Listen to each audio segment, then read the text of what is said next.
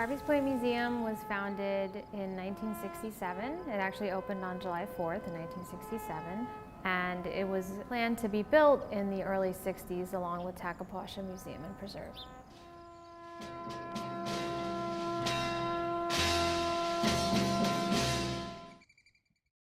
Garvies Point Preserve surrounds the museum.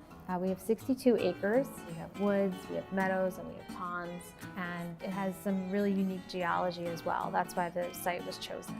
The Garvies family came to Glen Cove around the late 1700s, early 1800s, and they settled here on the land. It was already being used as farmland, and they were gentlemen farmers, and the family lived on this property until the 1900s. Years later, after the family moved off, it became Garvies Point, a museum and preserve. The Garvies family cemetery is deep in the preserve. It's marked by a giant boulder from the last ice age, placed there around 20,000 years ago. And that's very important, not just for conversation purposes, in terms of the geology here. All of Long Island didn't exist until the end of the last ice age, and its formation was key from the glacier activity that came down. It slid down through and wound up dumping off tremendous boulders, which are known as glacial erratics, all across our North Shore strip of beach here. They match rocks that just find in Connecticut. And they've got glacial polish on it, the striations that we know it got tumbled from something huge that was coming down the pike. One thing that's great about our museum, there's so much to offer, and it's everyone's museum. It's open, the trails are free, people can just come. The museum has shown me a lot of the background behind preserving the artifacts and conserving the earth. We go down to the beach, we go down to the pond, the meadow.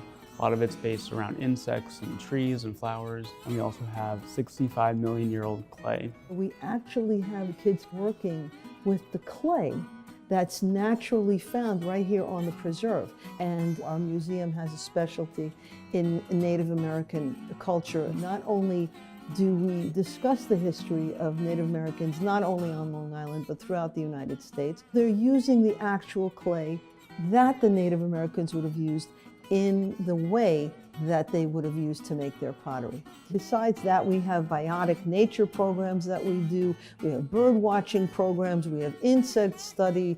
We have geology programs. We're a tremendous source for learning about the geology of New York State.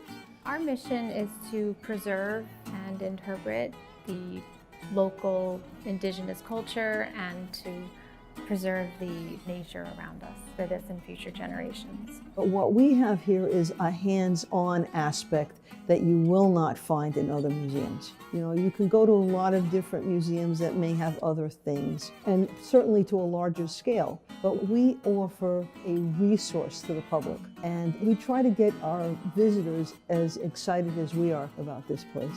It is small and intimate, but it is jam-packed with information. It really is.